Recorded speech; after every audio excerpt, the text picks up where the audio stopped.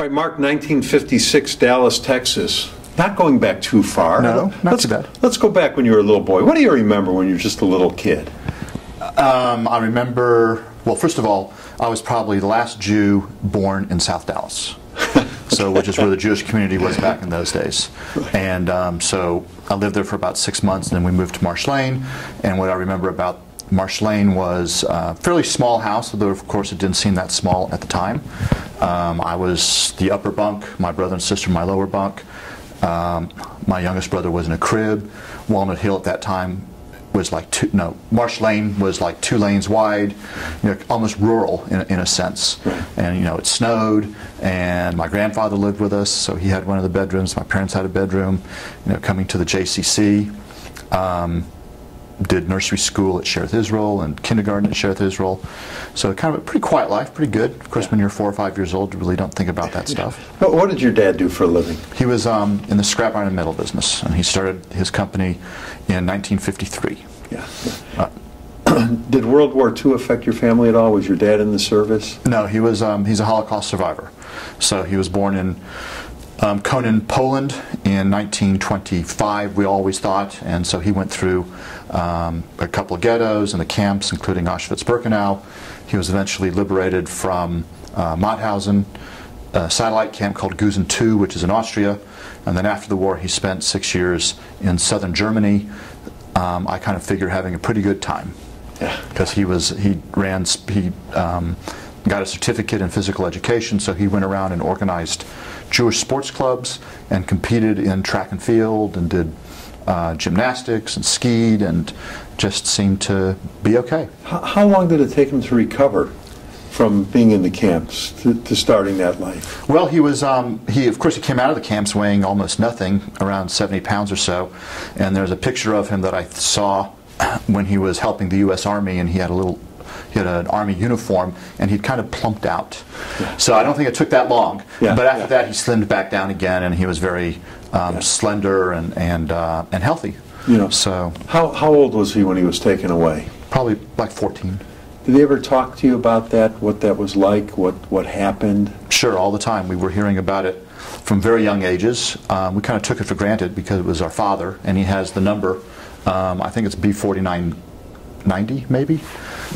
So we heard about it, and he was very much so dedicated to talking about the Holocaust to groups from a very early time. He helped organize, the survivors in Dallas into an organization. He was the founder of the Dallas Holocaust Museum, and worked very hard to get that going. So we were basically steeped in it. Right. So what did he tell you, though? What was it like, when he knew that this was happening to him? Did he tell you his thoughts and feelings? Yeah, he was 14 or so at the time, and of course it was very strange having the Germans march in. I think he had a pretty good childhood. Not very. His family was probably upper lower class, working class. His mother ran a store, and his father was horse and buggy and went around. So I think he had a pretty good life. His town only had 10,000 people in it, 3,000 of whom were Jewish. So he had a synagogue, he had an extended family, he had grandparents. His early life was good, and then of course the Nazis march in and everything blows up in his face, and he lost his whole family, and of course for him that was very tragic. And he would talk about how terrible that was for him and how much he missed his parents. But he was a very strong teenager. He kind of knew how to survive, and he always kept his spirits up, and he always was hopeful that things would be better, and he always knew that he would survive. So we kind of grew up with his family in the same camps as he was? He was in the same ghetto, Ostrovitz, until about 1943. So from 39 to 43, I think he was basically with his family. One brother ran away and joined the partisans, and he was eventually killed by the Poles.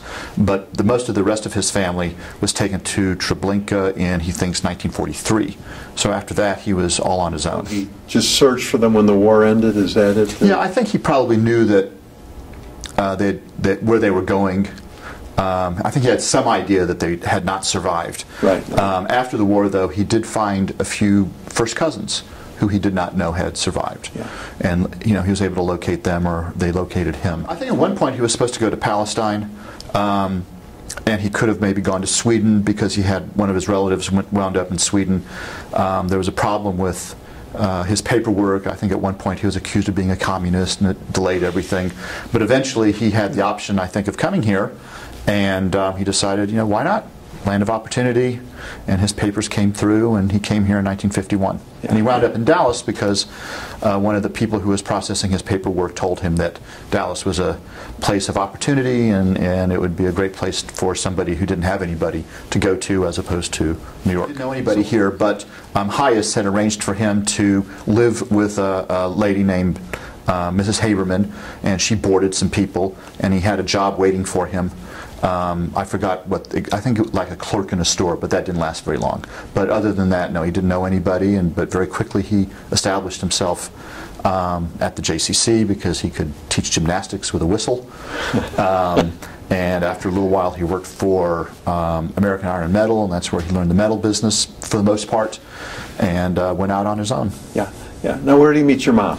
He met my mother at the JCC, and the story goes that she was teaching here, and he was involved in teaching gymnastics, and somebody said to my mother, you need to go see this guy.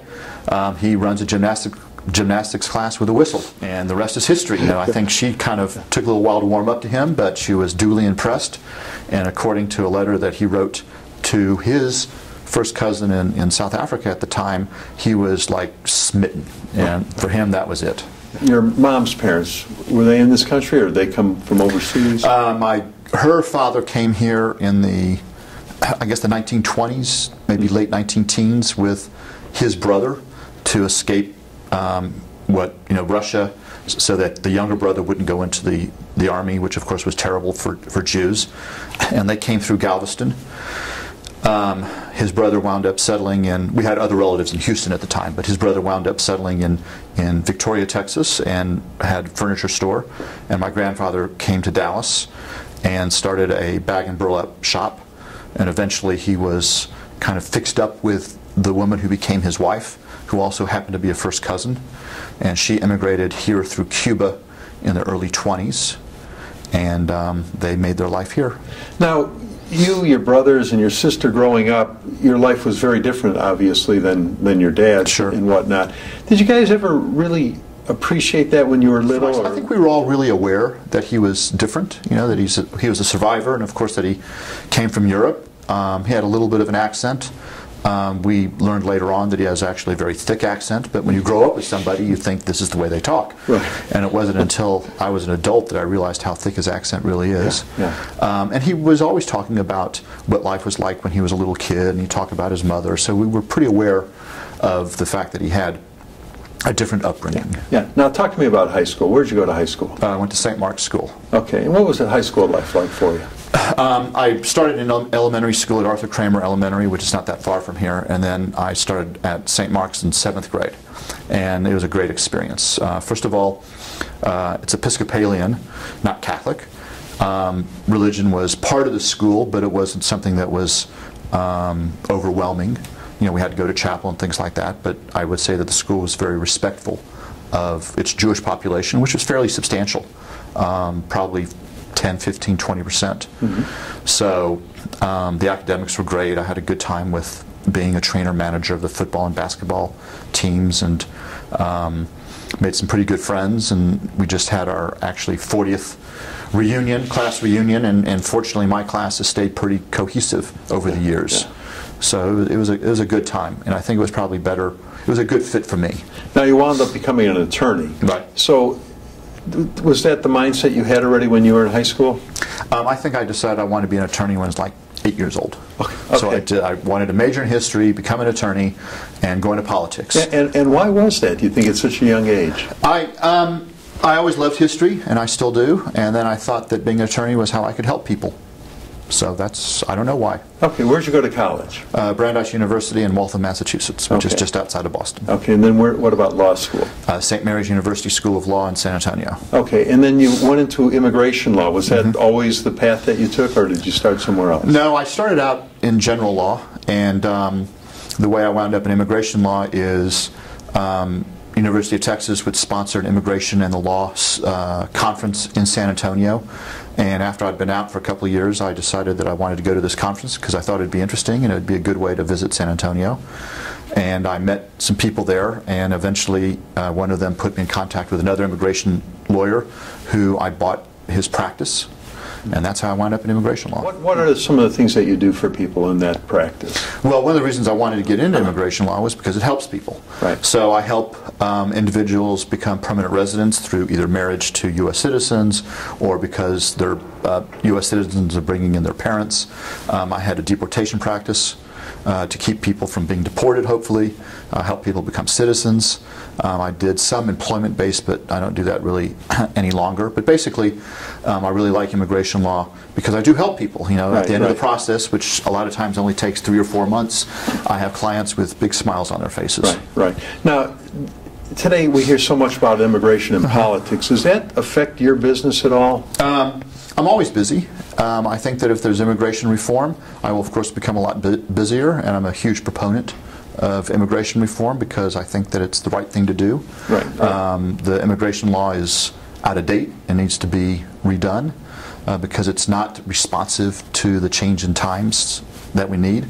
But you know, hopefully we'll have something one of these days. Now, you know, we've heard so often that Holocaust survivors' children become very successful. Do you feel that way, or do you think there's a reason for that?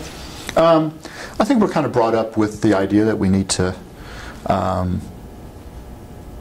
don't know necessarily be successful, but make something of ourselves. And a lot of the, I think a lot of the second generation that I know of have created good professional lives for themselves, good business lives for themselves. Some of whom have become, you know, very successful. But I think most of us have just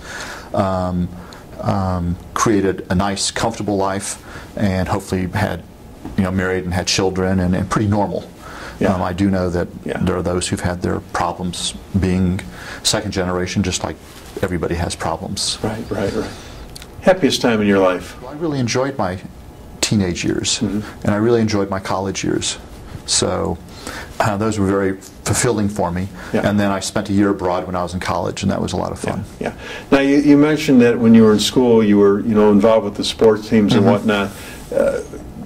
What was it like when the Cowboys came to town? Well, I was always a Cowboy fan. So I remember going to the Cotton Bowl when nobody went to the Cotton Bowl to watch the Cowboys back in their losing seasons. So I've always followed them. I've never been a huge game attender, and I watch them on TV sometimes. But you know, if they came to town when I was in Boston, I didn't really pay that much attention to the fact that they were in town. I'm sort of I'm a homer for all the sports, but I'm not a rabid fan. Now, in your lifetime, did an invention come along that possibly that you use in business or just in general that when it came out you said, wow, how do we ever get along without that? Well, I think just about everything these days. You know, computers were very primitive when I was growing up. You know, taking I remember in college taking classes in BASIC. And of course that's very basic these days. And you know, smartphones and just everything that's made life so much easier. Of course, I grew up with typewriters, and you ask kids nowadays about typewriters, and they have no idea what we're talking about. Or you talk to people about push-button telephones or dial telephones, and it's you know, times change. It's great. I love technology. Talk to me about your brothers and sister. I'm the oldest of 4. I was born in 1956. My sister Deborah was born in 1957. Brother Andrew born in 1959, and brother Reuben born in 1961. So we all live here. My sister is the only one of us who's married, and she has 4 adult daughters. Rivka, Lisa, Sarah, and Aviva. Rivka lives in Dallas, and she just had her own baby a couple of weeks ago. Lisa lives in the Washington, D.C. area. Sarah lives in Fort Lauderdale, and she's married to a gentleman who's studying for the bar, so we'll have another lawyer in the family. And she's currently expecting in November. And Aviva, the youngest, also lives in Dallas. So it's nice because all 4 of us are very close, and all 4 of the girls are very close. I think that's one thing that we got from both our parents, to kind of be very close and have each other's back, and it's nice. Now, what did you think of the Vietnam era with the demonstrations going on in the war? Wow. I remember very distinctly watching Walter Cronkite every night and having the fatality totals of U.S. soldiers and Vietnamese and Viet Cong, and being a little bit disturbed by the war. When I was I was pretty young, so I wasn't all that well versed. I think later on I became a little bit more skeptical of why we were there. I was the next to last class. I did have a lottery number, and they stopped the draft the year before my class would have been drafted, and I had a low lottery number, which would have been a problem except for the fact that I was 4F. So I was very pleased that I was 4F. Yeah.